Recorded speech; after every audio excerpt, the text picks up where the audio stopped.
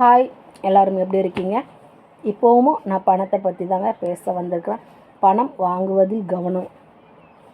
நம்ம என்ன பண்ணுறோன்னா, அண்ணன், அக்கா, தம்பி, சித்தி, சித்தப்பா, மாமா, ஃப்ரெண்டு அப்படின்னு சொல்லிட்டு ஒரு சுச்சுவேஷனில் கைமாத்தா நம்ம கேஷ் வாங்குகிறோம். அதை நம்ம ரிட்டன் கொடுக்கறதுக்கு கண்டிப்பாக முயற்சி பண்ணணும். அவங்க வேண்டான்னு சொன்னாங்கன்னா அது வேறு விஷயங்க. இல்லைனா நம்ம வாங்கின பணத்தை நம்ம கண்டிப்பாக ரிட்டன் கொடுக்கணும். சில டைம் காலம் தாமதமாகலாம். அப்படி வர்ற சூழ்நிலை இருந்துச்சுன்னா நீங்கள் அவங்கள்ட்ட தயவாக சொல்லிடுங்க. இப்போதைக்கு என்கிட்ட காசு இல்லை, நான் 1 வாரம் கழித்து தரேன் அல்லது 10 நாள் கழித்து தரேன், கொஞ்சம் பொறுமையாக இருங்க அப்படின்னு நீங்கள் சொன்னீங்கன்னா அவங்களோட மனசும் அதை ஏற்றுக்கொள்ளும். ஆனால் நம்ம நான் தரேன், நாளைக்கு தரேன், நாளான்னு தரேன்னு சொல்லும்போது அவங்களுக்கு நம்மளை ஒரு கசப்பு வெறுப்பு வந்துடும். இது நிமித்தம் நம்ம மரியாதையை இழந்து நிற்போம். எனவே எப்படி கடினமான சூழ்நிலை இருந்தாலும் பணம் கொடுக்க முடியுமா இல்லையான்னு பார்த்து கவனமாக வாங்கணும்.